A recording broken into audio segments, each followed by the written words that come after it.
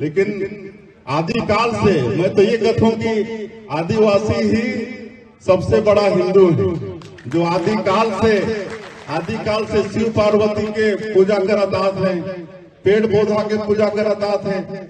हमन कर्मा पूजा करथन, कर्मा पूजा ला भगवान मानथन।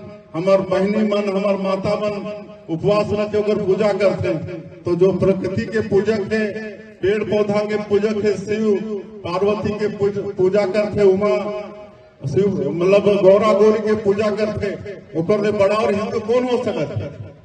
लेकिन हमारे हिंदू समाज ला तोड़े बर, हमारे जनजातीय समाज ला ये भरमाए के प्रयास होते। एक से हमारे जनजातीय समाज ला सतर्क रहना है, उमन के कोई भी बात में हमारा आना नहीं है और हमारे सनातन धर्म ला आगे बढ़ाना है।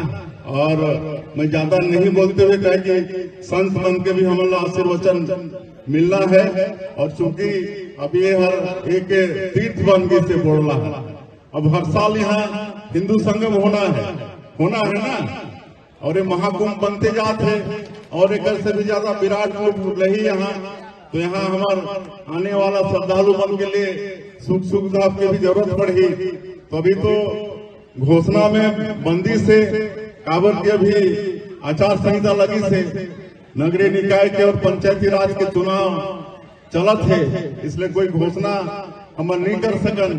लेकिन मैं आश्वस्त कर सकत हूँ कि अगर हमार विकास करबो और यहाँ जो भी आवश्यकता की चीज हुई वो आने वाले समय में यहाँ के समिति के साथ में बैठ के जो भी आवश्यकता हुई सरकारों के पूर्ति करे के काम यहाँ करही।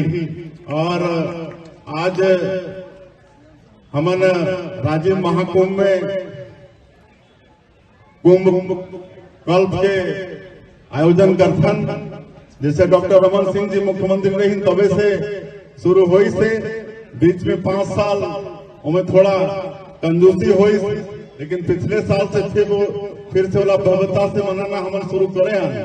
इस साल भी भव्यता के साथ राज्य में कुंभ की तैयारी चलत